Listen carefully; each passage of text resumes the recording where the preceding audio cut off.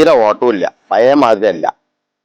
പേരിൻ്റെത് അമീർക്കാരൊക്കെ തന്നെയാണ്, പക്ഷെ ആൾക്കാർക്ക് ഇന്നെ വേണ്ട.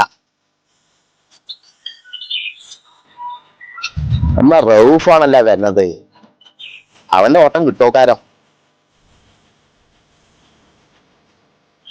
റൌഫ് അല്ല മുണ്ടാതെ പോണു. റൌഫേ, ഇവിടെ നിന്നാ.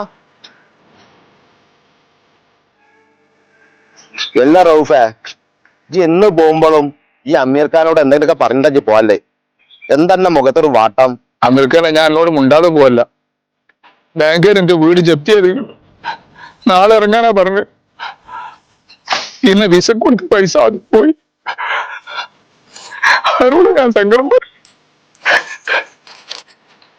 എടാ ഹംസേ, ഞാൻ എന്നോട് അന്നേ പറഞ്ഞിരിക്കണല്ലേ, വീടിന്റെ ആധാരം വെച്ചിക്കാണ്ട് ബാങ്കിൽ നിന്ന് പൈസ എടുക്കരുതെന്ന്. എന്നിട്ട് വിസക്ക് പൈസ കൊടുത്തില്ലേ? ഇപ്പൊ എന്റെ വിസന്റെ പൈസയും പോയി, അവൻ എന്നെ പറ്റിച്ചും പോയി. ഇപ്പൊ ഇവിടെ വന്നാണ് മോങ്ങാണ്. ഇജും കൂടി ഇങ്ങനെ ചൂടായാല. ഇജ് എന്തെങ്കിലും ഒരു പോകുമ്പോ എനിക്ക് പറഞ്ഞിട്ട് ഞാൻ എന്താ ചെയ്യേണ്ടി? ഞാൻ എന്നോട് ചൂടായതല്ലടാ, എന്നോട് മുണ്ടാതെ പോയപ്പോ ഞാൻ അങ്ങനെയാണ് സംസാരിച്ചതാണ്. എന്റെ ഉള്ളിൽ വിഷമം ഉണ്ടെന്നുള്ള കാര്യം എനിക്ക് ഇപ്പോഴാണ് മനസ്സിലായത്. ഏതായാലും ഈ വിസ കൊടുത്ത പൈസയും പോയി, എന്റെ വീട് ജപ്തിയായി. ഏതായാലും ബാങ്കിൽ വരുമ്പോൾ ഞങ്ങൾ സംസാരിച്ചോണ്ട് എന്നെ കൊണ്ട് മാസം എത്രയാണ് അവർക്ക് കൂട്ടാൻ പറ്റുക, അത് അവർക്ക് കൊടുത്ത് വീട്ടിയാൽ മതി. എന്റെ വീട് ജപ്തി ചെയ്യാന് ഞങ്ങൾ ഏതായാലും അനുവദിക്കുന്നില്ല.